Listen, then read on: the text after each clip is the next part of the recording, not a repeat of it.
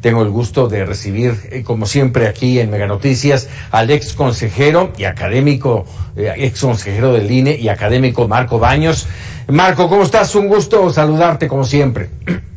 Muchas gracias, Paco, te saludo con mucho afecto y por supuesto a todo tu auditorio. Muchísimas gracias. A ver, de entrada, hablando de esta iniciativa de reforma electoral, decía hace apenas unas horas Mario Delgado, el líder nacional de Morena, dice, queremos un árbitro que juegue limpio. ¿Así lo quieren?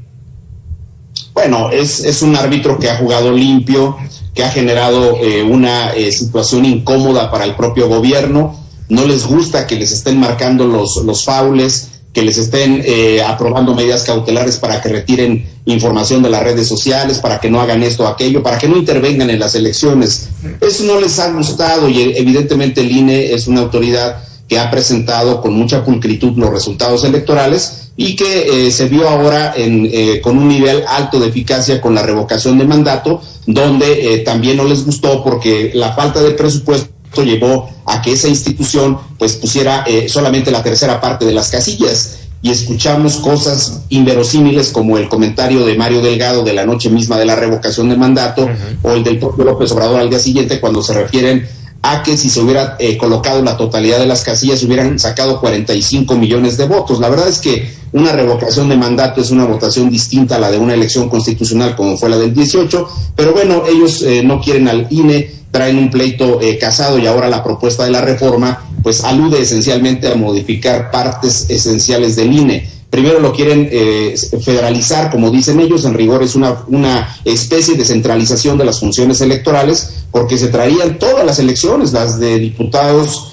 locales, las de ayuntamientos, las de los gobernadores, y también las de usos y costumbres que en estados como Oaxaca, como Chiapas, pues se siguen, y evidentemente tendrían que venir al propio instituto. No solo se traerían toda la parte logística, sino toda la conflictualidad que implica las elecciones locales, que mira, Paco, que es muchísima en muchas zonas del país y por razones completamente distintas. Entonces, no les gusta eso. Ahora también han propuesto la posibilidad de que los consejeros electorales y que los magistrados sean elegidos por voto popular. Yo creo que se trata de una propuesta que ya en algunos países de Sudamérica fue puesta en vigor y que no dio buenos resultados.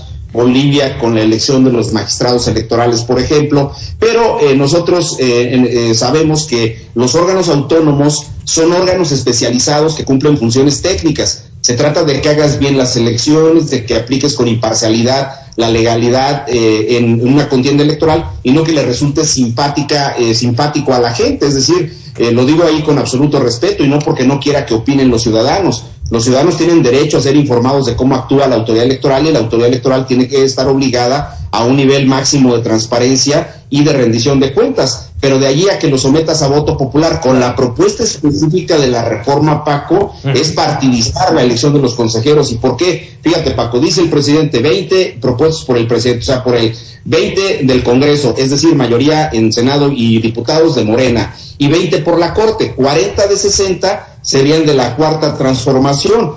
¿Qué tipo de imparcialidad te genera ese tipo de situación? Al menos la percepción no sería la de una generación de imparcialidad. Y por otro lado, tomando en consideración los precedentes, lo que fue evidente en la revocación de mandato en las elecciones del 21 y lo que está pasando en las elecciones que están en curso, pues es claro que el presidente, que Morena, que los gobernadores hablarían en favor de las propuestas de consejeros que les resulten cómodas y hablarían en contra de aquellas que les resulten incómodas. Entonces, me parece que sería excesivo un esquema de votación para los consejeros electorales. Oye, déjame preguntarte, porque me quedó duda desde esta mañana. A lo largo de muchos años hemos hablado del exceso de diputados, hemos exigido, la sociedad ha exigido una reducción en la Cámara de Diputados, pero me llamó la atención y me quedé con duda y quiero conocer tu punto de vista. ¿Es la desaparición, propone la desaparición de diputados plurinominales o los de mayoría relativa?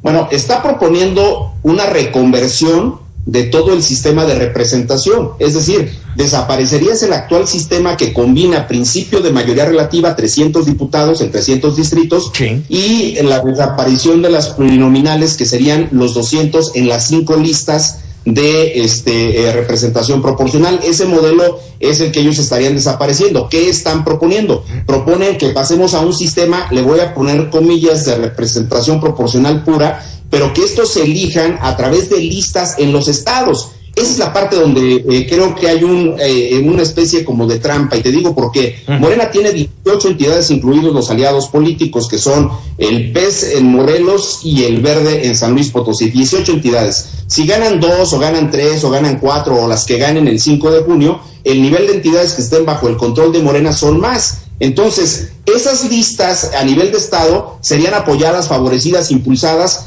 por los gobernadores en turno. Y aquí, y con independencia de los colores, hay que decirlo con claridad, creo que se podría pasar a un sistema de representación proporcional pura, es decir, sacas el 10% de la votación en una elección, tienes el 10% de los asientos en la Cámara de Diputados o en los congresos de los estados, pero mantén una lista nacional, por ejemplo, que se elijan a nivel nacional, que sea una sola lista y no una lista por estados, o mantienes el esquema de las circunscripciones plurinominales. Esa parte creo que podría ser de mejor manera para garantizar un esquema de representación de todas las expresiones de la sociedad mexicana. Esa parte creo que es muy importante que se pueda revisar con mucho cuidado, porque en el fondo lo que te está planteando el presidente es una especie, lo voy a decir así con mucho respeto, pero es una especie de trampa para que las listas a nivel de cada estado sean las que permitan una integración mayoritariamente de Morena, y que los gobernadores hagan campaña en favor de esas listas de sus candidatos.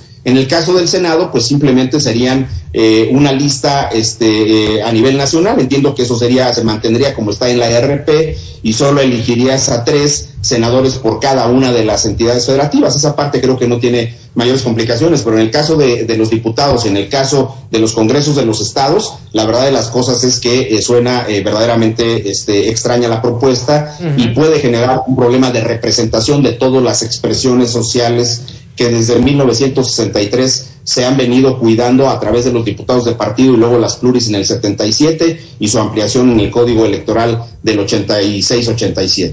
Sí, importante no perder, pero tampoco distorsionar la representatividad. Déjame hacerte una pregunta más. Hemos encontrado algunos puntos, ya señalaste. ¿Hay puntos buenos en esta iniciativa?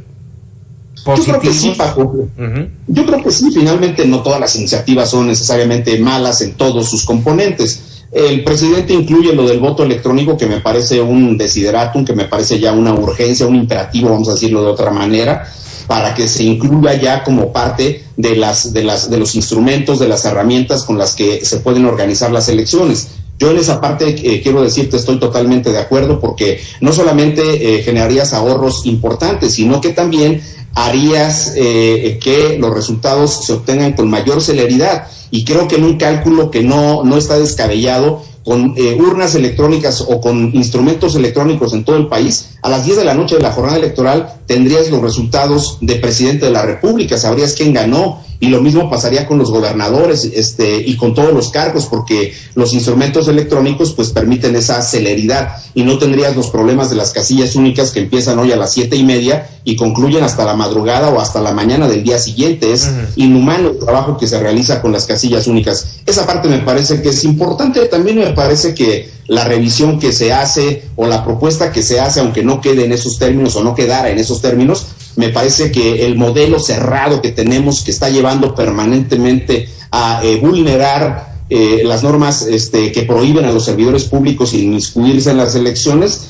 está sometido a consideración ahora con esta posibilidad de reforma. Esa parte se podría revisar, a lo mejor no exactamente en los términos, pero creo que el punto central es revisar si eso es lo correcto. El tema de la spotización, que también reduce de 48 a 30 minutos en cada una de las señales de radio y televisión los tiempos oficiales, para que los partidos políticos tengan acceso a la posibilidad de emitir sus mensajes, pues suena también interesante, solo que hay un pequeño detalle: se está excluyendo al INE, y entonces no se podrían promover campañas como la de incorporación al registro, el cambio de domicilio, la invitación que se hace a los ciudadanos para integrar las casillas, en fin, ese tipo de propaganda institucional que el INE sí requiere, o la simple promoción del voto. Entonces yo pienso que ahí también habría que revisar una parte de esta iniciativa, pero sí hay algunos elementos ahí que podrían que podrían ser útiles para poder mejorar al sistema electoral, que tendría que complementarse con muchos otros que no están considerados. Por ejemplo, no se habla de la necesidad de uniformar los calendarios electorales. Tienes hoy día 33 legislaciones distintas, la federal y una por cada entidad federativa, y tienes una multiplicidad de inicios de procesos electorales. No empiezan en las mismas fechas, no empiezan al mismo tiempo gobernadores, presidentes y diputados locales. Entonces creo que ahí hay una serie de áreas de oportunidad que podrían aprovecharse, pero la iniciativa, en mi opinión, no está diseñada necesariamente para que se mejore el sistema electoral. Creo que el presidente, después de los resultados de la reforma eléctrica, sabe de la complicación de ir a negociar ahora con la oposición. El presidente está haciendo mediciones. Creo que el objetivo central no es en sí misma la reforma electoral ni la de la Guardia Nacional ahora, sino será el tema del 2024. ¿Es peligrosa para la democracia esta iniciativa? Claro que sí, porque puedes demoler las bases de una autoridad que, en mi opinión, ha sido imparcial, que digamos que tiene oportunidades de mejora, también hay que decirlo. Podría ser más barata, por supuesto que sí, pero hay que hacer una serie de ajustes legislativos. Pero podrías demoler las bases de una autoridad que ha generado condiciones de imparcialidad para la organización de las elecciones, que presenta con oportunidad los resultados electorales y que además con su trabajo está contribuyendo a generar condiciones de estabilidad política una vez que terminan las elecciones. Lo ideal es que termina la elección, se saben los resultados y el país tiene que continuar en sus diversas actividades. No tendríamos por qué estar en climas postelectorales que sean demasiado largos y que generen problemas de inestabilidad de los mercados, de confusión de los empresarios extranjeros, claro, que tienen intereses económicos en el país, etcétera. Creo que lo más sano es eso, y creo que una reforma que atente contra el árbitro podría generar un problema de retroceso democrático importante, como algunos consejeros ya también lo han mencionado, o legisladores de la oposición que el día de hoy han expresado diversos puntos de vista. Oye, ¿qué opinión te merece que la presentación la hayan hecho esta mañana el secretario de Gobernación, el titular de la UIF, Pablo Gómez, y el titular de Aduanas? ¿Hay algún mensaje en ello? Mira, yo siento que primero se rompe una regla donde generalmente es la oposición, después de cada proceso, la que presenta las necesidades de las reformas electorales. Ahora está haciendo el gobierno. Está el precedente de Peña, cuando el Pacto por México generó estas reformas estructurales que fueron importantes en el sexenio del presidente Peña, pero aquí es directamente el gobierno el que está presentando la iniciativa. Pablo Gómez y Horacio Duarte en diversos momentos han participado en temas electorales, fueron incluso representantes o del PRD o de Morena en el Consejo General, y el secretario de Gobernación pues es el que maneja el Ministerio del Interior. Entonces no me llama la atención en lo absoluto. Quizá el presidente, teniendo en cuenta los antecedentes de estos funcionarios, decidió invitarlos a que participen en este tipo de actividades. Caray, pues te agradezco, Marco Baños, como siempre, que nos regales unos minutos aquí en Mega Noticias. Habrá seguramente oportunidad de volver a platicar sobre todos estos temas. Será un placer estar en tu prestigiado programa, Paco. Un saludo muy afectuoso y para todo el auditorio también. Gracias, Mario. Marco, un abrazo. Muy buenas noches. Buenas noches.